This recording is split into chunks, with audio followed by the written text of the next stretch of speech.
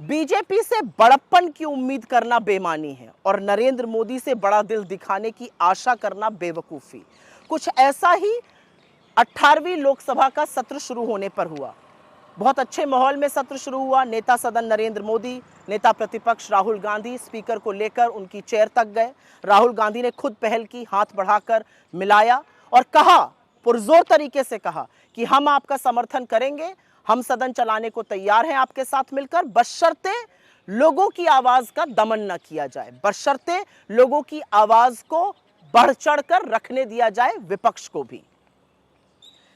लेकिन उसके बाद जो हुआ वो शायद बहुत सारे सवाल अपने आप में खड़े करता है। अगर बीजेपी चाहती तो इस बात को आगे बढ़ाती, एक सौहार्द के माहौल में सत्र होता। लेकिन उसके बाद स्पीकर ने, नवनियुक्त नवनिर्वाचित स्पीकर ओम बिरला जी ने इमरजेंसी पर प्रस्ताव पारित किया, 49 साल पहले की इमरजेंसी पर। 26 जून को 25 जून की 1975 की इमरजेंसी का प्रस्ताव पारित हुआ। कब तक घाव कुरे दिएगा? और उसके बाद आज 27 जून को राष्ट्रपति महोदया ने सरकार द्वारा लिखित अभिभाषण में उन्होंने भी इमरजेंसी का जिक्र किया। 27 जून को 25 जून 1975 की इमरजेंसी का जिक्र किया। हमें पिछले घाव कुरेद कर क्या मिलेगा? और एक सच ये भी है कि इमरजेंसी लगाना बहुत बड़ी गलती थी, ये खुद इंदिरा जी ने माना था और उसके बाद लोकतांत्रिक चुनाव भी कराए। इमरजेंसी से कोई वास्ता ना होने पर भी राहुल गांधी जी ने इमरजेंसी को गलत कहा और ऐसा कभी दोबारा ना हो, इसीलिए वो संविधान को बचाने में, संविधान को सर्वोपरि रखने के लिए प्रतिबद्ध हैं। लेकिन क्योंकि अब आपने छेड़ ही दिया है तो चलिए कुछ सवाल पूछ लिए जाते हैं और बिना उन सवालों को पूछे आज बात बनेगी नहीं। एक सत्र में एक साथ 146 सांसदों को निलंबित करना, क्या यह इमरजेंसी नहीं है? विपक्षी सांसदों के माइक को बंद कर देना, क्या यह इमरजेंसी नहीं है? मणिपुर पर राहुल गांधी के 14 मिनट के वक्तव्य में 11 मिनट तक ओम बिरला को दिखाना, क्या यह इमरजेंसी नहीं है?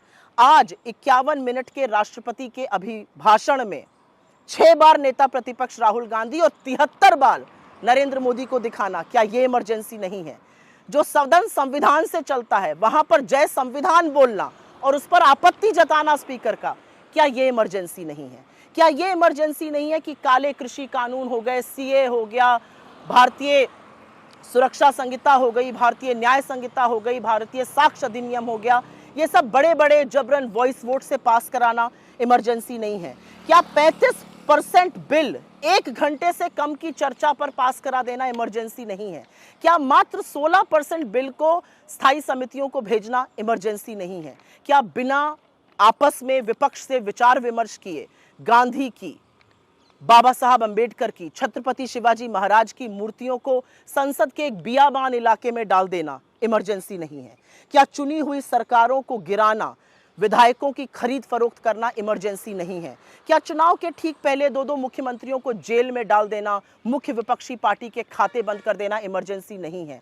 क्या विपक्ष के पीछे सीबीआई, ईडी, इनकम टैक्स जैसी एजेंसियों को छोड़ देना इमरजेंसी नहीं है? क्या विपक्ष के सांसदों के, अपने खुद के मंत्रियों के, जजों के, अफसरों की जासूसी पेगासस से कराना इमरजेंसी नहीं है? ऐसे बहुत सारे सवाल उठेंगे।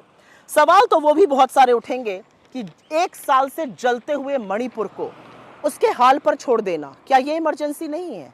चीनी अतिक्रमण के खिलाफ आक्रोशित लद्दाख की तरफ मुड़कर भी ना देखना, क्या ये इमरजेंसी नहीं है?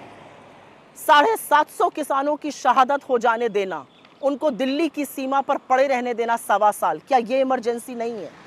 लखीमपुर किसान नरसंहार के मुख्य अभियुक्त के पिता को गृह राज्य मंत्री बनाए रखना, क्या ये इमरजेंसी नहीं है? क्या ये इमरजेंसी नहीं है कि छात्र अगर बेरोजगारी से त्रस्त होकर प्रदर्शन करें तो उन पर लाठीचार्ज किया जाता है, अगर धरना प्रदर्शन करें तो उनको जेल में भेजा जाता है? क्या ये इमरजेंसी नहीं है? पेपर लीक पर पेपर लीक होना, परीक्षाओं पर परीक्षाएं रद्द होना, क्या ये इमरजेंसी नहीं है? ऐसे बहुत सारे सवाल उठेंगे।